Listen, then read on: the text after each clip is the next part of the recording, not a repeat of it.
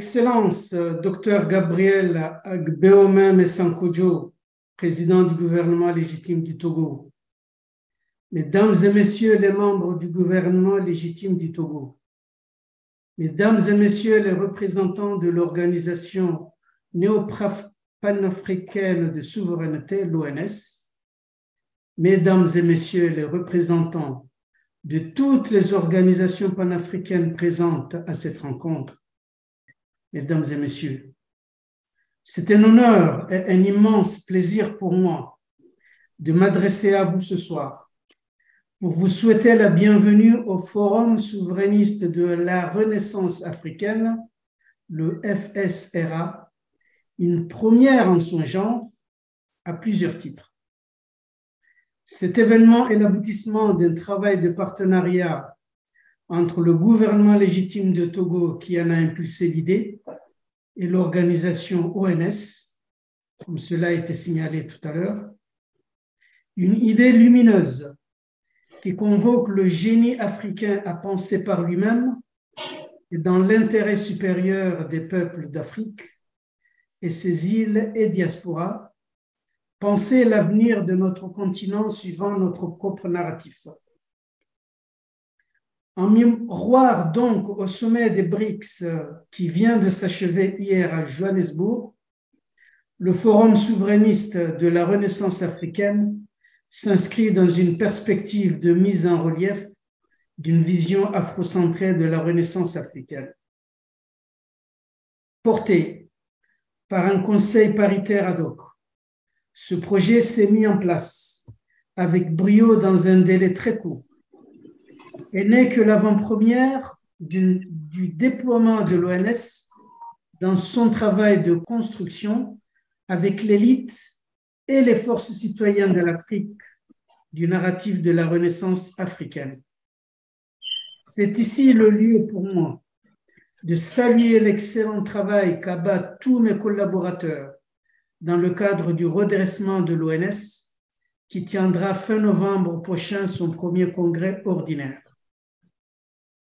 Je saisis la présente occasion pour exprimer notre gratitude au président légitime du Togo, son Excellence Dr Gabriel Agbeomem Sankojo, qui, en sa qualité de fondateur et de président d'honneur de l'ONS, nous a apporté une vision ambitieuse de l'émancipation de l'Afrique.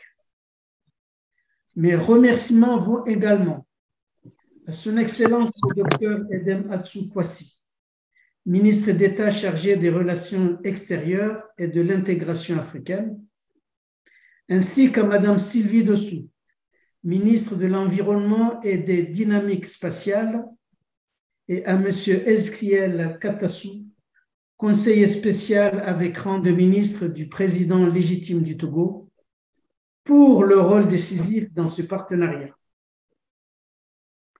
Pour la partie ONS, je voudrais remercier pour leur talent et leur grande disponibilité mes chers collaborateurs de la direction de l'ONS. J'ai cité Monsieur le vice-président Marc Ulrich Malekou et le secrétaire général, le professeur Pascal Djamagbo, dont nous aurons d'ailleurs la joie d'apprécier les communications. Mes vifs remerciements vont enfin aux journalistes panafricains, le directeur général de Afrique Terre d'Ubuntu, mon frère Prince Essol, qui nous accueille sur sa plateforme et a accepté de modérer les échanges de ce soir, échanges qui constituent sans nul doute un événement majeur dans le processus de la seconde et véritable indépendance de l'Afrique et ses îles. Mesdames et messieurs, en faisant appel à notre élite panafricaine ce soir pour nous éclairer sur les nouveaux défis de l'Afrique globale et sur notre potentiel à relever ceux-ci collectivement, nous nous inscrivons dans la continuation de l'œuvre des pères fondateurs du panafricanisme, dont l'optique de faire de l'Afrique globale unique une grande puissance souveraine, un pôle géopolitique et géoéconomique à part entière.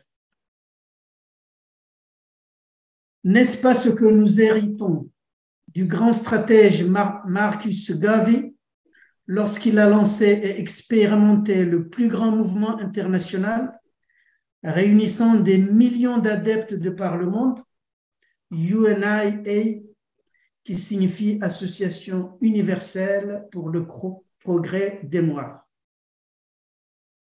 Nous sommes donc dans cette continuité telle que relevée dans la charte des valeurs de l'ONS. Je cite: « Nous nous engageons à être les bâtisseurs de la nouvelle Afrique, celle qui doit retrouver et dépasser en éclat la civilisation négro-africaine de l'Égypte antique pour devenir le phare de l'humanité nouvelle. En notre qualité d'aînés de l'humanité et de la civilisation sur Gaïa, la terre-mère. Nous nous engageons à être des continuateurs des pères fondateurs du panafricanisme, etc. » Fin de citation. Notre vision de la Renaissance africaine passe par l'intégration continentale de l'Afrique et de ses îles, par le bas au niveau des peuples, car c'est ainsi que se forgera notre puissance.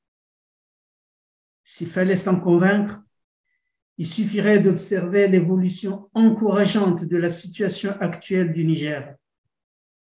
Elle montre, d'une part, la faillite des institutions poussiéreuses vassalisées par l'Occident hégémonique, et d'autre part, la force générée par la solidarité panafricaine des élites et des masses populaires.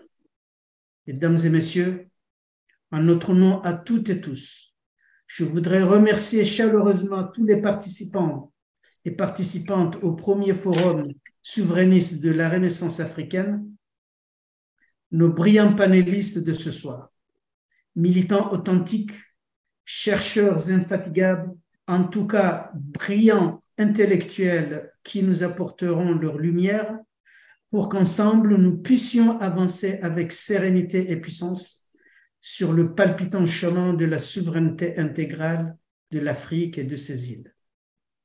Merci donc à M. Godefroy Akoué, au professeur François Ndengwe, avec une mention particulière pour sa généreuse disponibilité, notre grande intellectuelle engagée, Mme Calixte Beyala. Je nous souhaite une excellente rencontre panafricaine, empreinte d'amour à tous égards. Vive le panafricanisme de combat, vive la Renaissance africaine et la souveraineté intégrale de l'Afrique et de ses îles. Je vous remercie.